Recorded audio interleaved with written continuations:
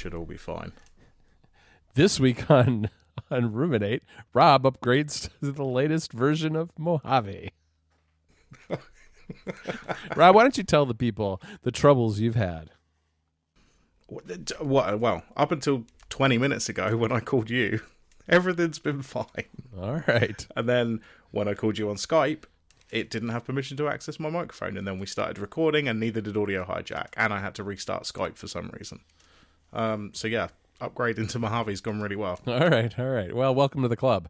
It's actually pretty stable and sound, I think. Unlike unlike Catalina, which I have on an external SSD, been running it since, I don't know, last weekend, I think. I've been, my life is a little bit of a blur right now. I've been back for about a week, little over a week from WWDC, and it took me 4 or 5 days before I got around to putting Catalina on this external drive. And it runs fine, but, little things like trying to move a file from one folder to another in iCloud Drive just doesn't work. It just pops back to where it started.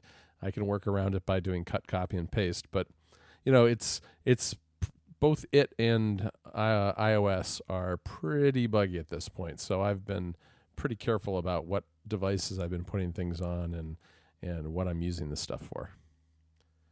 Yeah, I haven't put any of the betas on anything yet, although I was really tempted to do Catalina. Yeah. Because I was playing around with Swift UI and going through some of the tutorials and just messing about with my own ideas, but unless you've got Catalina, you don't get the live preview, right, like the live canvas. Right, which is one of the biggest selling points of Swift UI. Right, exactly. So I was able to play around, with the syntax and see what it actually does, but I still had to keep running it in the simulator every time. And there's a few other tools that are missing. So that canvas isn't just a live preview. There's some other stuff that comes with that as well. Right, like you can, on that canvas, you can actually edit, the UI elements in place, and it creates the code. So it's kind of like it's a two-way street. You can either type the code in yourself, or you can create the code or create the interface graphically in this live preview, which will then make the code for you. Right, exactly. And there's also another feature that I saw in one of the sessions where you can press a plus button in the top right somewhere, and it gives you a list of all the sort of the components and the things that you have access to. Mm-hmm. That also doesn't exist if you're just running the Xcode 11 beta. Like, that's all included with the canvas preview. Yeah, it's pretty neat. I mean, you can actually run a whole bunch of previews if you want. You can make multiple previews for multiple types of devices and run different things going in each one of them, and it's pretty cool. I mean, that way you can see, different screen sizes and all that, and it's one reason I suppose the Mac Pro might actually have a development use. I thought it was way too overpowered for development, but if you're going to do stuff like that, you're going to need some horsepower to run all those previews. Yeah, I assume so. I mean, I watched one of the sessions where they were showing off the various different previews and having like multiple previews at once. And I don't know how they're doing it, because obviously they say that it's compiling to an app just like you would expect it to. Kind of live, right? But yeah, exactly. But I guess they must be doing something smart, because you can. I mean, the example I saw in one of the session videos was, you've got standard, then you'd had dark mode, and then they had like a left to right language. Right. I saw that right too. to left. So yeah, the opposite way around to whatever we do. So yeah, I mean, who knows? Maybe the Mac Pro would be the best for this, but yeah, I'm kind of interested to see, but I really don't want to put a beta OS on my laptop yet. No, and I haven't. I mean, like I said, it's on an external drive, which so far so good. I mean, it is an extraordinary battery hog, including when my laptop is just shut and asleep. I mean, if I don't have it plugged into power and I go to bed at night, it'll be completely drained down to zero in the morning, basically. So it's very rough and very early, and I have turned off like syncing of iCloud syncing of a lot of different features just to avoid cross-pollinating and polluting my iOS 12 and Mojave devices. Like I turned reminders off in iCloud. I initially turned off notes too, although I have turned that on. So I'm just a little concerned about messing up my systems, because I have a colleague from Italy who you may know, you may have heard of this guy. He's completely fouled up his iCloud account yet again, and is having lots and lots of troubles, especially with notes at the moment. And I'm not really sure what's going on, but he would share things and say, "Do you see the change I made?" And we're like, "No, what did you do?" It's the same as it was yesterday. I mean, nothing is syncing for him, and his sharing is broken and all sorts of things. Yeah, I mean, that's definitely one of the reasons I'm not, I thought about maybe putting it on my iPad. But the problem is I still use reminders and notes on my iPad. And Right. I do not, I mean, for me, I know some of you guys have all got fancy to-do apps and all sorts of things. Reminders is my to-do list. It's my to-do app. That's what I use. So I'm obviously really excited for the changes. Yeah. But I cannot risk messing up what I've got right now. Well, I do have a fancy task manager, but it's built on top of reminders because it's Good Task. And Good Task and the reason I do that is because then I have all the good stuff that comes along with reminders as well. Like I can use, Siri to add reminders and that sort of thing. It just flows through to Good Task. So that's what I've been using. But I think with this, reminders may be powerful enough that I may just go with it and not use a separate task manager anymore. There's a lot to be said for the integrations that they've got that are system level that aren't really enjoyed by other apps. Yeah, and that's definitely, to be honest, that's a lot of the reason I've realized that the more you can use the stock apps that come with an iPhone or an iPad or even the Mac, the better your life's going to be. That's my advice. If you can get away with a stock app, your life is just going to be so much better. It's definitely true. I mean, the thing that makes it hard though is that a lot of times Apple's apps are designed to get you like 80% of the way there, and if you've got certain more advanced features that you need, you can be kind of left, using third-party apps, which is fine. I mean, I use an awful lot of third-party apps, but that you really, I think though that with this release, both notes and reminders have made great leaps. And for me, the thing that I think is going to work out really well is the shared folders on notes, because when I was trying to coordinate a bunch of different Mac Stories projects at one time, having a bunch of different shared notes with various people kind of scattered through my notes, even if I tried to keep them all in a common folder, really was kind of hard. It was hard to keep track of who was sharing with what, and having a shared folder, I think, is going to make a big difference where I can just kind of have one-off folders for each person I share with and then drop everything in there and know that it's going to be automatically shared. Because one of the things that I recently tried using is an app called Notion. Have you ever tried Notion, Rob? I have. I think I might have signed up to have a play around with it, but it's not something that I need. Yeah, but, it certainly looks really nice. It's super powerful, and it's kind of like a wiki style app where you can do calendars in it, you can do tables and databases and checklists and tasks and all sorts of stuff, right? Messaging people, it's all built in. The problem is it is so non-native, both on iOS and the Mac. I mean, there's so many things. Every single convention you can imagine is broken or done a different way, that the friction involved in getting anything done with it is really high. And I've got actually a whole bunch of these Notion pages that I guess we gave it a good 90 days or so from around the holidays through the end of March. And now we're not adding to what we have. And I think I'm going to try to find a way to see if I can export it. I'm sure it'll be about as good, easy and good as trying to export something from Evernote. But as long as I can get text out, at least, hopefully it'll be okay. Yeah, the notes thing with the shared folders, I think, is definitely. That's the biggest thing I care about, I think, with notes, because like you're sharing a lot with everyone at Mac Stories, and presumably you have shared notes with other people. Like, me and Jess have 4, 5, or 6 shared notes, right. And they're all kind of, I'd start pinning them to the top, and then I'm like, well, hang on a minute, now I've got 10 pinned notes, right. So I might as well have no pinned notes. Yeah. So it'd be nice if I could just say, oh, that holiday we're thinking of taking, or, whatever it is we're planning, I can just create a note and she's already got it. I don't have to send another message with the link, and she clicks the thing and, it does the spinner where it's loading the note from the cloud, I guess. Yeah, you shake your fist at the cloud. Old man yells at cloud. Oh yeah, for sure. I've been, yeah, I'm I'm really getting there quite quickly now. Yeah, no, I hear you. It's yeah, that's something that's really nice about Notes, the shared folders, and there's just a lot of little other refinements that have been added that I think are going to be handy. And I'm at the moment trying to clear out a bunch of old cruft from Notes because I really do think that it's got it's got some advantage. I guess you can do things like create subfolders on iOS now, which you couldn't do before. You had to do that on the Mac, which meant that I just didn't have that many subfolders. So little things like that I think are going to take it a long way towards being something I can use day in and day out.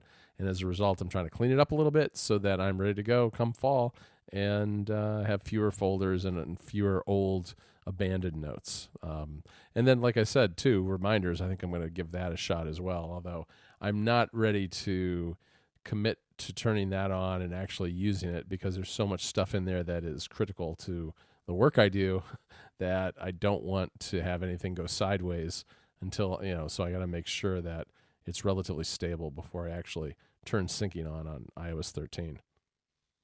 Oh yeah, for sure. It certainly seems like they didn't want people running the beta this time. Yeah, that's true. From the developer version because it had the thrill seekers, turn away, go away. This is not for you.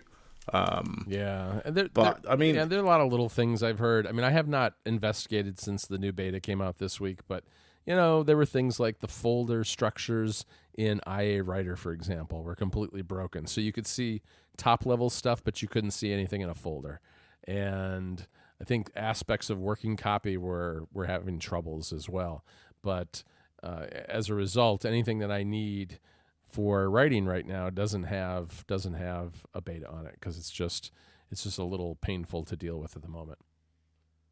Yeah, for sure. I mean, it was, see, this has been said on a bunch of shows, but that was a crazy keynote. Like there was so much. I kind of got, I took a break at one point and I just went off to the kitchen to get some, because I was like, I can't sit through this whole thing. And like, even by the end, I was like, I'd forgotten the stuff that had happened at the beginning. Well, think of that, and then think about thinking that you have to write about it immediately. It was crazy. I mean, we spread things out more this year, which was good, but there was so much to absorb. I mean, I sat in my hotel room with Alex, who's another one of our writers, and we watched it on my laptop, on my MacBook Pro, and then we just sat there all afternoon writing, ordered in DoorDash. At one point, Federico pops in to get a half a sandwich and then run back to the State of the Union. It was just, I mean, it was not exactly glamorous, and it was incredibly chaotic. And then on top of that, we got Federico got an interview with Craig Federighi that we published on App Stories, which was a big deal and really cool. We didn't even know until Monday night who he was going to interview, so we were up late Monday night kind of preparing for that, and that happened on Tuesday, and then it got released a couple of days later, and it was a really chaotic trip. And usually people worry about leaving WWDC and getting sick right away because they've been up late, they've been doing meeting with a lot of people and all this stuff. I solved that problem this year by going to WWDC sick. I didn't really even know I was sick. I had a cough, and I was like, oh, it's allergies. It certainly wasn't allergies. It lasted for way too long and got way too bad while I was at WWDC, but I was so tired the whole time that I didn't really notice that I was also sick. But I've gotten a lot better now. I'm basically back. That's a terrible life hack. It is a terrible life hack. Go get really ill, go to a thing, get no sleep, go out at night, and you're totally fine. You'll just feel terrible the whole time, which I did. So it was an intense week, more so than most years, and it was fun. I mean, I always enjoy myself doing that, but it was a huge blur, and it still doesn't feel like aspects of it, like that whole Craig Federighi interview, were actually real. But I guess it happened, and now I'm home, kind of back into my normal routine, doing the things I do. Yeah, for another year until. Yeah, I know until I have to make sure I'm sick again and go back to California. Yeah, I mean, there was just normally what would happen is I'd finish the keynote, and then maybe I'd sort of start looking around at, the preview pages on Apple's site, and maybe look at a few articles and stuff. At the end of that, other than the fact that top priority was ordering some watch bands that they'd released, because I needed that dragon fruit pink one. We got those ordered, and I was just like, do you know what? Forget it. I'm just going to read some articles over the next few days. Because that was a really long keynote. There was so much going on, and I sort of wrote down some things so that at least in September I remember what the features are. Because otherwise, I'm just going to install it and then not look at anything. Yeah, no, I know what you mean. I mean, I am at the point where I still don't feel like I've fully absorbed what happened. Because it's one of those things where I had my assignments for writing that particular day and the next, and I didn't really focus on the other stuff then, and so it really was 2 or 3 days before I was even home, before I had even read what everybody else on Mac Stories had published, and that was my overview. And now I've been watching session videos. I've been reading a lot more of things that I saved that I saw while I was away, and working on a really big story on Catalyst, which I'm curious about your take on Catalyst. But I've been digging deep into a lot of developer stuff and getting ready for the Mojave review. I mean, not Mojave, the Catalina review that I will do in the fall. Yeah, I mean the Catalyst stuff. I feel like there's no downside to it. If it means that Overcast can come to the Mac, which I think Marco has said he's gonna do. Right. Even if it doesn't, feel Mac-like, whatever that means, I don't really care. I as much as it would be nice if every app was perfect for the platform that it was running on, if it runs reasonably well, and it means I can have Overcast with Smart Speed and all of the features that make Overcast the app that it is, or whatever other podcast apps, you've got Castro and stuff like that. It's got to be a win. Like I can't buy into this. Oh well, it's not quite Mac-like, and it doesn't matter. Like as long as all I can see is benefit. Yeah, we might lose some sort of nicer Mac apps. Like maybe maybe some developer decides, I'm not going to do my Mac app anymore, and I'm just going to use my iOS app on the Mac. But that's a decision for them to make, and sometimes the market will decide if that's what people want or not. But yeah, I can't see it as a bad thing. Yeah, no, I'm kind of with you on that. I mean, I think what bothers me the most about some of the back and forth debate on this stuff is the notion that there are no iPad apps worthy of being on the Mac, that the Mac's good the way it is. Thank you very much. Because part of that is, I think, the idea, which I'm sure we'll see this, which is that a lot of games and maybe video streaming services like Netflix or Amazon Prime or Hulu or whatever, those have a good chance of being ported in large numbers to the Mac. But there really are a lot of iPad apps that I use that just aren't available on the Mac, and I'd love to have them there, whether it's Overcast or, I some dictionary apps that I use for writing, or all kinds of little utilities that I use when I'm on iOS. They're just not there on the Mac. And I feel like one of the things that this whole project is designed to do is to make, to deepen the bench and broaden the choice available on the Mac.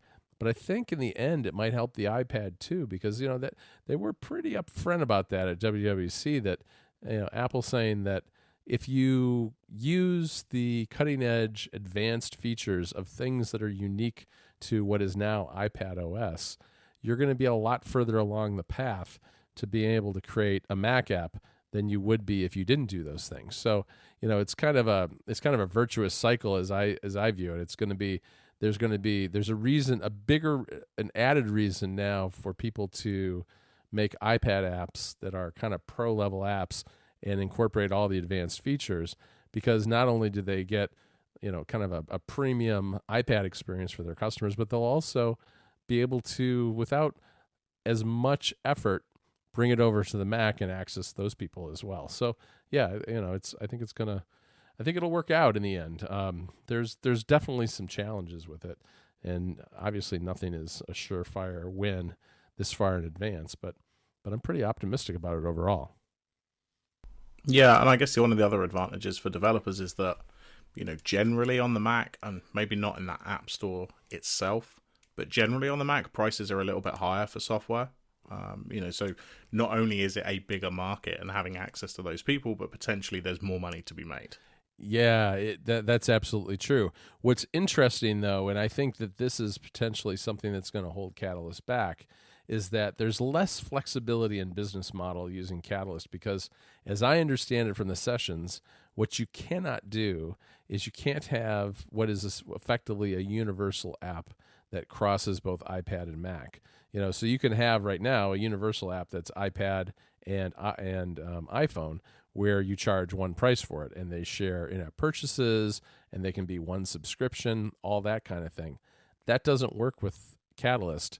The Mac apps will be standalone apps, which means they'll have to be charged for separately, which is good if that's what you want to do. But if what you'd prefer to do is charge one price for both the iPad app and the Mac app, you're going to have to do a lot of server. You have to set up a server and do receipt checking and all sorts of things, which is probably more hassle than a lot, especially smaller developers, are willing to do. Yeah, definitely. I guess as you say, we're still a couple of months out yet, and we'll I guess we'll just see what happens. We will. Overcast really is the biggest one that I care about. Yep. That's, and I'm sure there are loads of others that I'm not even thinking of. Reddit apps is one that was that at jumps the top to of mind. my list. Yeah, Apollo, right? That jumps to mind because on iPad there's a bunch of these different apps. You've got the official one, you've got Apollo. There's one that I use Narwhal? that's all like a grid. Do you use Narwhal? I have used that in the past, but on my iPad I've got this one that it almost reminds me of Flipboard, where it's like a grid of the images. Oh, okay. I can't remember what it's called. I'll see, if I can remember it, I'll add it to the show notes. But for whatever reason, with Reddit apps, you don't really get those on the Mac. No, they're there. They're just not very good. Right, exactly. So if we can potentially get one of those, any of them will do, as far as I'm concerned. Yeah. That will be a nice addition. Yeah, and I think everybody's got one or two apps at least like that. I put together a list of like 60 that I came up with off the top of my head, just because I wanted. That's more apps than I have installed on my phone. Well, but you know me, I'm notorious for having several hundred at any one time. So there are definitely pockets of things that are on iOS that would do really well, I think, on the Mac. So hopefully we'll get it. We'll see how it goes. I'm not poo-pooing it at this point. I think what's clear to me is that Apple is tying the Mac and the iPad together for whatever that means for people. I think what it means is there's going to be a painful transition where a lot of people are going to be unhappy because things are not the way they used to be, which is always the case when things change. But hopefully in the end, it all settles down to somewhere which is, something acceptable for most people. So, we'll see how it turns out, I guess. Yeah, I guess we'll see in September, and maybe I'll upgrade a little bit quicker this time instead of 9 months later. Oh. So, you said before we started recording, but you watched some E3. I did, and I didn't watch any of the presentations, but I did what I watched a bunch of trailers and stuff for things. Partly because all the times are really, really late at night for me. Yeah, no, I know they are. I'm not going to stay up for those. Right. For me, it's like the middle of the afternoon, and it was like, oh, yeah, I'm just back from WWDC, and I'm exhausted. And, yeah, I could just use a break right now. I'm just going to lay on the couch and watch Microsoft announce their games. And then, there was a Nintendo Direct, and there was Square Enix, and a whole bunch of other big developer presentations that were done throughout the day, and there was some good stuff. I wasn't super excited about what I saw. I think I really was most taken by Deathloop, which is a pretty cool game that involves fighting and time travel or something. It looks really interesting. There was a trailer. It's made by a French game company, and I really don't know much about it. But if you check out the trailer, it looks really cool. Yeah, I'm definitely I'll try and find the trailer, so I can check that out. Because yeah, as you say, time travel and fighting. Yeah, I'm in. That sounds pretty cool. Yeah. Cyberpunk is so hyped up at this point. I've said to you before, like, it's not for me because it's first person, and that kind of gives me sort of motion sickness. Right. I might power through it because this game looks ridiculously cool. It does. I mean, I wonder if it's going to be one of those games where it's impossible for it to do anything but disappoint because it's so overhyped. But do you remember when it's coming? I think I'll probably play it. Yeah, I think it's around this time next year. Yeah, I think one of the things that was a theme that I noticed during E3 this year was far too many games that I thought looked interesting or cool are 2020 games. So there's very little that was like, oh, and we're almost done, and we'll have it in September. There was very little of that. Yeah, well, I think it's got pretty quiet. I mean, Sony weren't there this year at all, right? But I think it's got pretty quiet because Sony and Microsoft are both releasing new consoles next year, we think. So, presumably that's why Sony weren't there this year. Because anything that's that interesting that they've got to show off is, in the future, probably for the PS5. Right. So, maybe next year will be more interesting. I assume next year is when we're going to get the announcement of the consoles and stuff like that. Yep. I know Sony have been talking about it in interviews and stuff, so they're being pretty open about it, but nobody's really saying, do you know what, there's not going to be that many games for the next sort of 18 months because we're not giving you all our best games right at the end of a console generation. Right. So as a result, I think we're going to have to be happy with the Switch, and the good news is there are a lot of neat Switch games coming. I mean, there's Link's Awakening. That's one that I'm interested in. There was the big bombshell in the Nintendo Direct was that there's going to be a new Zelda game on the Switch, a sequel, if you will, to Breath of the Wild, that it's in development. No dates, no year, nothing. My guess, I bet it's a 2021 game. May even be a next generation Switch game at this point, but it's definitely nice to know that they're working on it. Yeah, the only reason I think I disagree with you is because there was some reports came out today that the reason that they're making it so quickly, or at least announcing it, is that this was all DLC ideas, and then they had too much DLC stuff. So interesting. It's all based on the same sort of engine and world and stuff like that, I think. Oh, that's interesting. That was the impression I've got. So, we may even be looking at sort of holidays next year. That would be great. I had not seen those reports. That's good to know, because I could definitely see that happening, because the DLC they've already done is quite good. Yeah, I mean, this is essentially what they did with Majora's Mask on the N64. Like they took the same game engine and just sort of came up with new ideas and that kind of thing. Right. So, we might get lucky. We might get another one next year, and maybe me or you might have actually finished the game by then. Maybe. What game should I get? I'm thinking of getting My Friend Pedro. I'm thinking that's my next Switch game. That's that game that's just got like acrobatic shooting people. Oh, okay. I don't think I've heard of that one. Super violent. It's from Devolver Digital. They're the publisher, at least. So My Friend Pedro, I think it's coming out. Don't quote me on this, but in the next week, I think. And the other one is Ape Out. Ape Out is one I think I ought to be playing. Yeah, I mean, I mentioned earlier the only one right now, because I'm still kind of catching up on trailers and stuff and seeing what's coming out. But I'm definitely going to be picking up Crash Team Racing on Friday, I think. Yeah. Because, Mario Kart's great. I've long said that it is essentially a perfect game. Specifically, the Switch version is basically just a perfect game. But there's only so many hours you can put into a game like that. Right. Before it's still fun at parties and, got friends around or whatever, but I'm not going to sit there for 3 or 4 hours playing by myself, because I've done all the courses and got all the stars and all that kind of stuff. Right. So even if Crash Team Racing is kind of more of the same, but with different courses, that's going to be enough to kind of keep me going and have something different to play. Yeah, no, that makes a lot of sense. Yeah, I've been, with WWC, I haven't played a lot of games recently. I've been playing a little Cuphead, as I think I mentioned to you, as well as some Super Smash. That's been about it, and it's been pretty limited.